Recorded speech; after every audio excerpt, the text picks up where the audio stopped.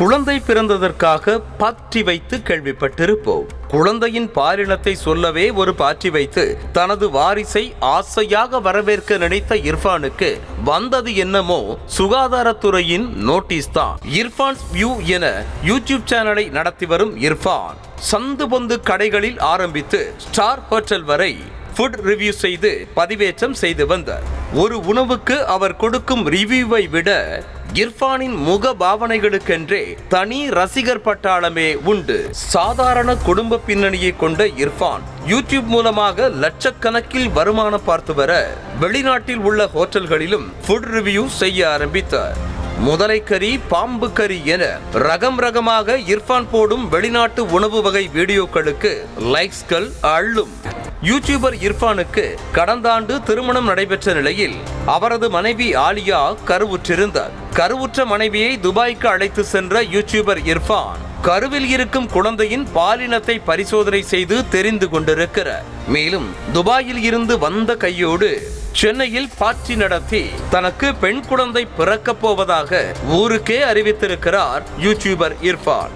Gender revealing party என யூடியூபில் இர்ஃபான் பதிவு செய்த வீடியோ 2 மில்லியன் வியூஸ்களை தாண்டி செல்ல கருவில் இருக்கும் குழந்தையின் பாலினத்தை முன்கூட்டியே அறிவித்ததாக அவருக்கு நோட்டீஸ் அனுப்ப சுகாதாரத்துறை முடிவு செய்திருக்கிறது. மேலும் இர்ஃபான் மீது காவல்துறையிலும் சுகாதாரத்துறை புகார் கொடுக்க இருப்பதாக தகவல் வெளியாக இருக்கிறது. பெண் சிசு கொலைகளை தடுக்கும் வகையில் இந்தியாவில் கருவில் இருக்கும் குழந்தையின் பாலினத்தை அறிவது தண்டனைக்குரிய குற்றமாகும். குறிப்பாக இந்த குற்றத்திற்காக 3 ஆண்டுகள் வரை சிறை தண்டனை விதிக்கவும் சட்டத்தில் இடம் உள்ளது. ஆகையால் மனைவியை துபாய்க்கு அழைத்து சென்று பிறக்கப் போகும் குழந்தை ஆணா பெண்ணா என பரிசோதனை செய்திருக்கிறார் இர்ஃபான்.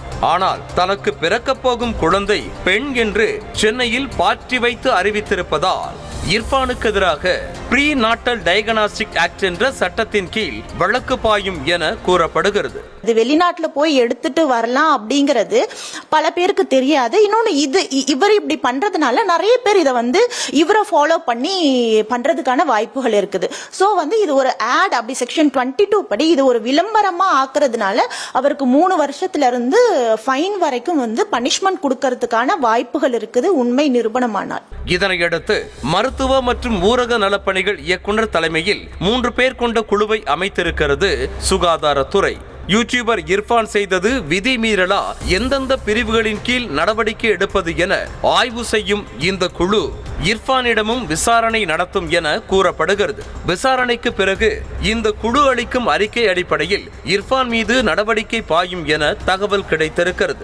இர்ஃபான் மீதான புகார்கள் நீதிமன்றத்தில் நிரூபணமாகும் நிலையில் அவருக்கு 3 வருடம் சிறை தண்டனை கொடுக்கப்பட வாய்ப்புள்ளது. கடந்த ஆண்டு இதே மாதத்தில் திருமணம் முடிந்து மறுவீட்டுக்கு சென்றுவிட்டு சென்னைக்கு திரும்பும் போது யூடியூபர் இர்ஃபானின் BMW கார் விபத்தில் சிக்கி மூதாட்டி பலியானது பெரும் பூதாகரமானது.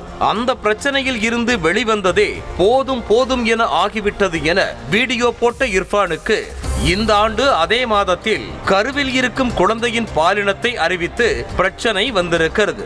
இதற்கிடையே கருவின் பாலினத்தை அறிவதும் அதனை தெரியப்படுத்தும் ஸ்கேன் சென்டர்கள் மருத்துவமனைகள் மீதும் கடுமையான நடவடிக்கை எடுக்கப்படும் என மக்கள் நல்வாழ்வுத்துறையும் அறிவுறுத்தியுள்ளது. இந்நிலையில் சர்ச்சைக்குள்ளான வீடியோவை நீக்கிட யூடியூப் நிறுவனத்திற்கு சுகாதாரத்துறை கடிதம் எழுதியதாக கூறப்படும் நிலையில் வீடியோவை இர்ஃபானே தனது யூடியூப் பக்கத்திலிருந்து நீக்கினார். இந்நிலையில் வாட்ஸ்அப் மற்றும் இமெயில் மூலமாக சுகாதாரத்துறை அதிகாரிகளிடம் இர்ஃபான் மன்னிப்பு கோரியுள்ளதாகவும் விரைவில் அவர் தனது மன்னிப்பு வீடியோவை வெளியிட உள்ளதாகவும் கூறப்படுகிறது. செய்திகளை உடனுக்குடனும் துல்லியமாகவும் தெரிந்து கொள்ள சப்ஸ்கிரைப் பண்ணுங்க.